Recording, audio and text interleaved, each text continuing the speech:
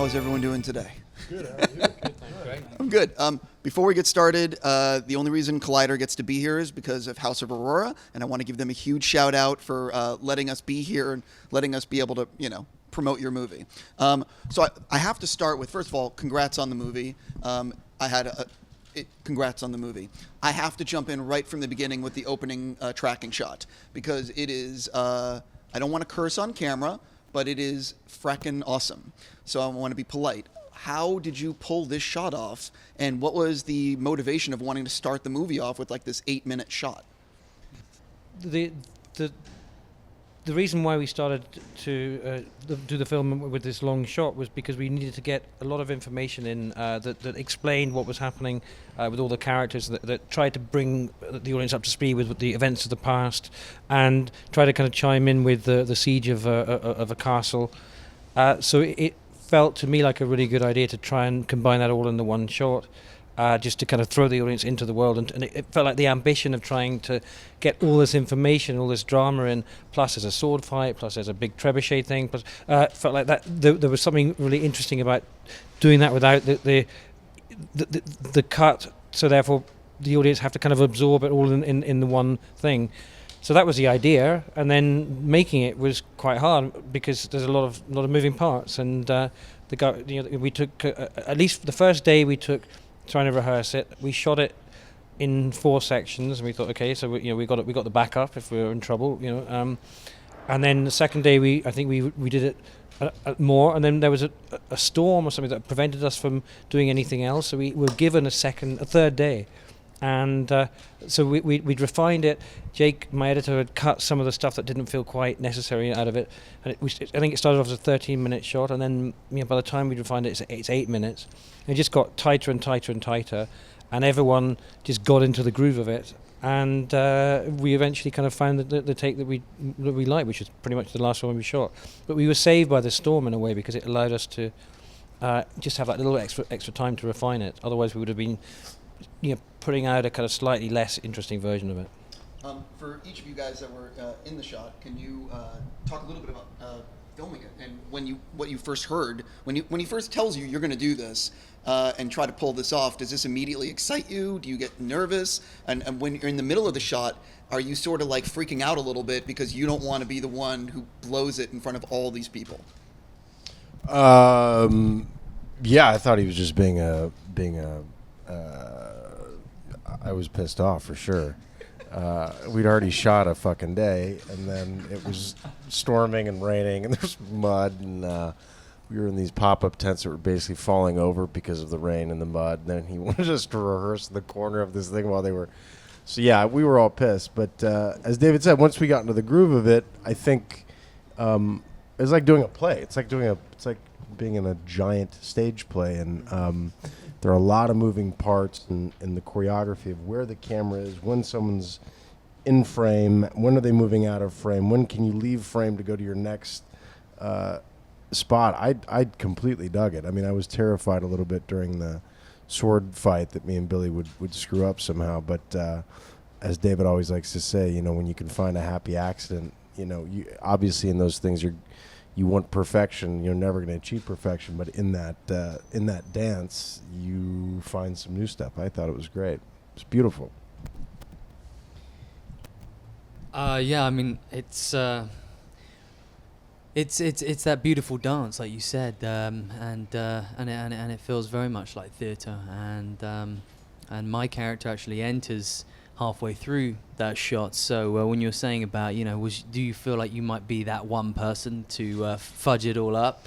I definitely had a bit of that anxiety going through my mind, and when you said, when you got to enter this shot, but it became something we perfected. I mean, hats off to our incredible Stamos, our Steadicam operator, because that, like David said, the first time we did it was a 13.5-minute scene.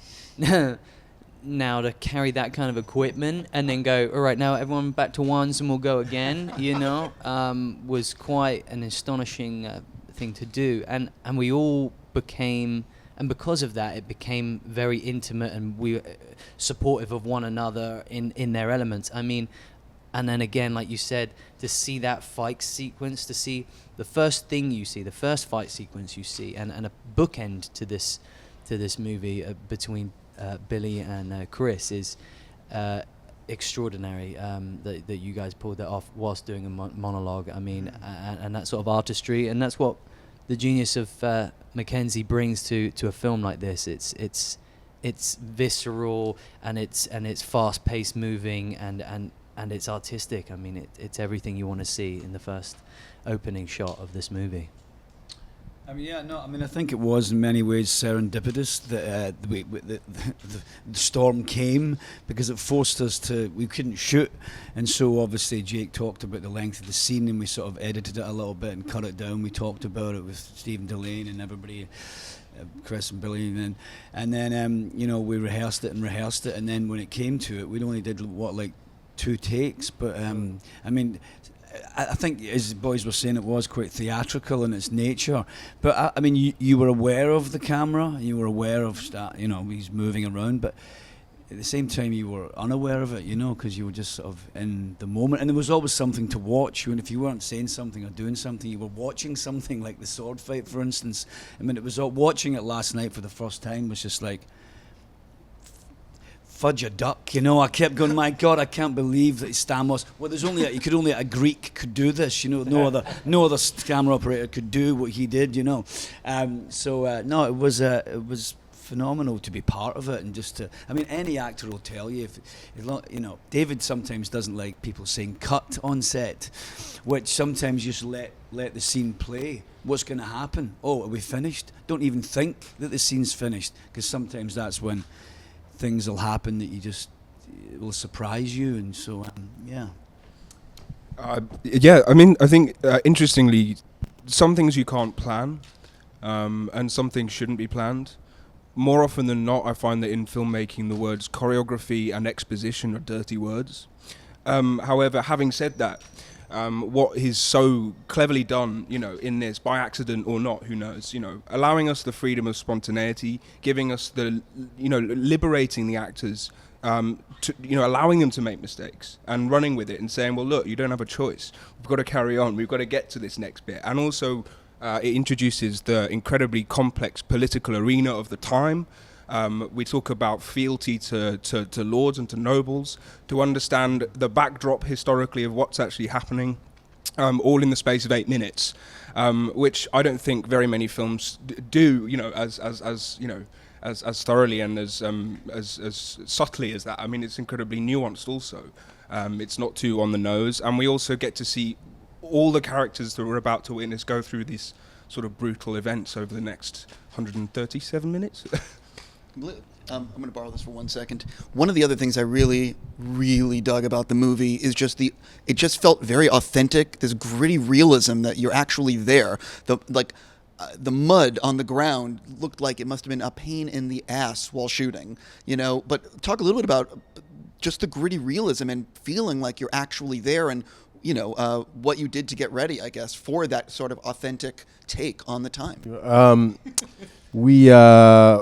There was a lot of horse riding, obviously, and swinging swords. And above and beyond that, I didn't really actually have any idea on the day practically what it would mean shooting. So a location could be you drive 3 hours north and then drive an hour from the hotel. From base camp, it would be an hour in pickup trucks or ATVs or whatever to the location. And then you get out of the location, put on 40 pounds of armor, and then this sadistic man would have you run up and down the hill with the armor. You'd be in mud. I mean, every day was a new location. It was a different terrain. It was different weather. The climate was different. You'd be changing things on the spot. It was like, I would say the physicality and the exertion of it was so much that you didn't have much energy or time to think about anything else other than doing it, which I think gives it, if the word is visceral or kinetic, or there's a pulse and an energy to it, because you were usually so fatigued and so tired, and you had such a long day, and the elements were such that you didn't know if it was going to rain, or or be hot or muggy or have the midgies out or whatever. You just have to deal with it and cope. And I think that was a tremendous boon for us, that the elements of it were just as much a part of our performances as it was for the visual, mise en scène or whatever. It definitely got into your bones. Sorry, it definitely got into your bones, the weather, didn't it? I mean, and going through that mud beside Stirling Castle was, you were sort of up to your knees in it, basically. I think that's what Mackenzie intended for us and delivered. I mean, he gave us locations and created those authentic environments for us to be free in and play. And like you said, that you never knew what kind of terrain, the weather, the elements. It was all unpredictable. So you're stripped of anything that. Like going back to what Billy said, there's only a certain amount you can prepare for as an actor, and then the rest of it, you really don't want to see what you've been preparing on screen. You want to then just let go of any inhibitions, and you want to be able to allow it to hit you and work off of that nature too, to work off of the I think there's a beautiful bit actually that the elements in the last final battle, it begins to rain.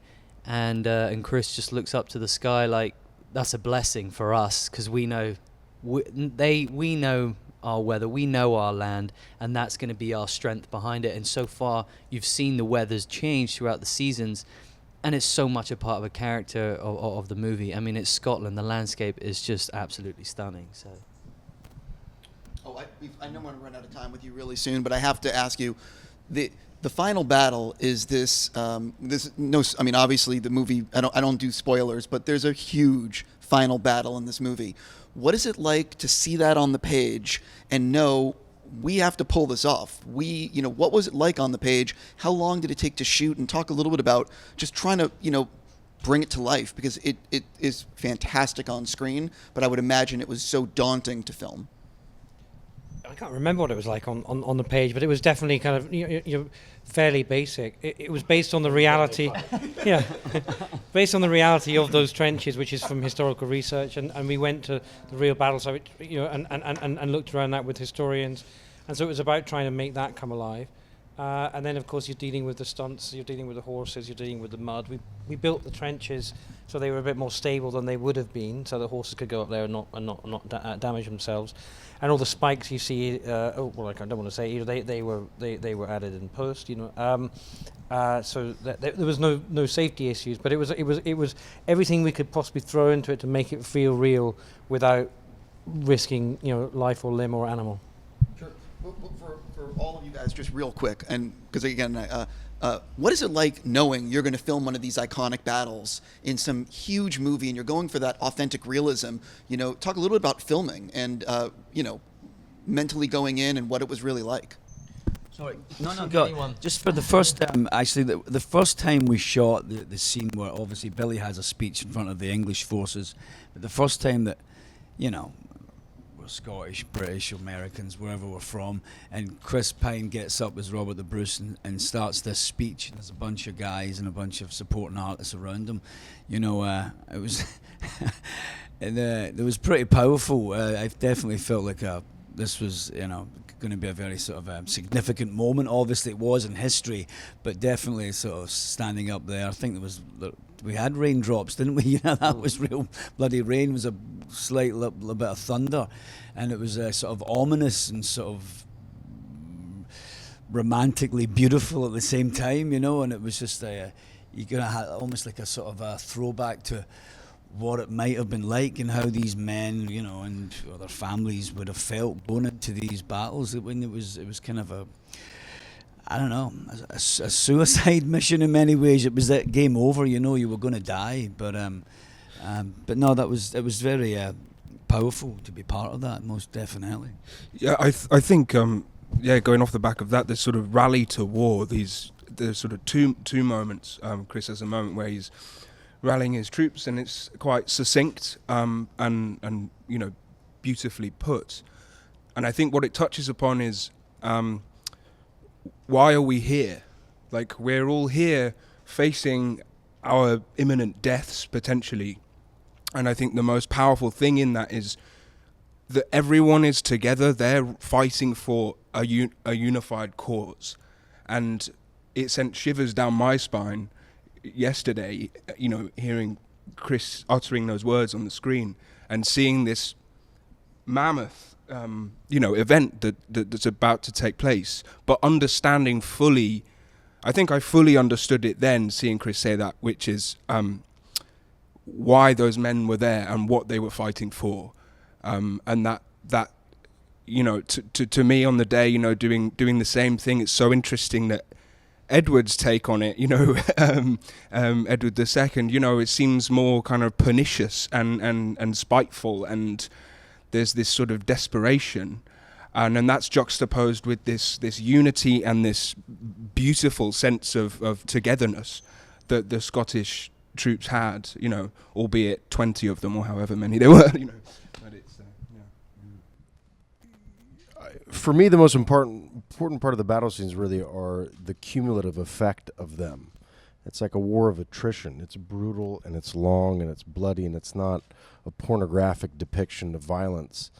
I think a huge component of our film is human and human is animal. And there's a great will to power amongst every species on planet Earth. Usually it doesn't come with the encumbrance of stuff like the divinity and religious kind of benighting and the divine call to be a monarch and to lead and all that. But it's all melted and mucky, and I think it makes a lot of sense. The last scene is humans covered in just mud. It's almost like we're coming up from the earth, and that no matter what one says, you can fight, as my character says in the end, you can fight for whatever you want. Ultimately, it's one animal against another animal, and one's going to die and one's going to live. So it's the most primal of all primals. It's like you're going to either die or live, so you better make a choice now whether or not you want to do one of the other. And I think there's something beautiful in the primitiveness of that element, is that I think the depiction of violence in this is that this is not Braveheart. There are no emotional heartstrings being plucked. There's none of that. This is just humanity at its most beautifully base, and it's there's no moralizing about it. It just is what it is, and there's an exhaustion at the end that I think you feel. There's no elation. There's just men that are bloody, that have lost people. They've lost their friends and family. Wives are gone. His dad's dead. His dad hated him. I mean, it's a lot of suckiness. So I think that call to will to power, it's what Tony says to my character. Angus says, this is the price you pay. You know, this is not, and as Billy says in the beginning, we played with wooden swords. Well, the wooden swords of childhood are suddenly stripped away, and it's metal and lost limbs, and, you know, power has a price, but yet we all want it. We've been doing it for millennia. So I think there's some really deep themes that visually depicted in that mud and grit and sweat and grime show show just what kind of animals we are. I really sincerely want to say thank you for coming into the studio. Congratulations on the movie, and I really hope, while everyone's going to be able to see it on Netflix November 12th? 9th? November 9th, everyone. I hope that it can also, some people can see it on movie screens, because it was phenomenally projected last night. It just looked so great. On that note, but streaming on Netflix November 9th. Thank you so much. Thank you very much. Thank you. Oh, wait. They're putting it out in theatres as well, so there will be an opportunity for theatres, for people to watch it in the theatres, and I obviously would love it if people did, you know, but you can watch it on both platforms, you know. That's the future, you know. I was going to say, yeah, if you can see it in the theater, definitely. Thank you all so much. For real. Thank you.